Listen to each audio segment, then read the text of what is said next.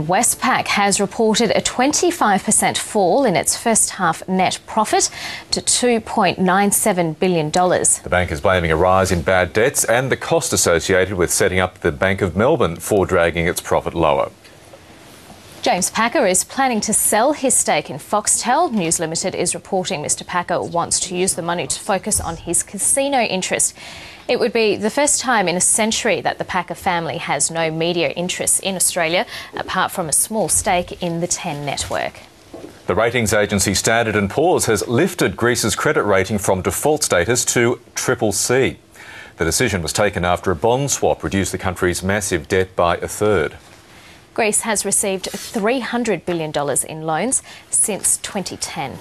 OK, let's take a look at what the markets have been up to overnight, Thao. And a fairly flat session on Wall Street, the Dow losing only 11 points. The Nasdaq was up 9, though. The S&P 500 dipped slightly, and across in London, the FTSE shed 54 points.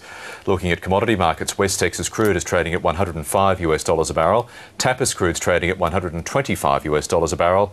And you can pick up an ounce of gold for $1,653. The Australian dollar is buying $1.03 US cents, 78 euro cents and almost 64 pence sterling.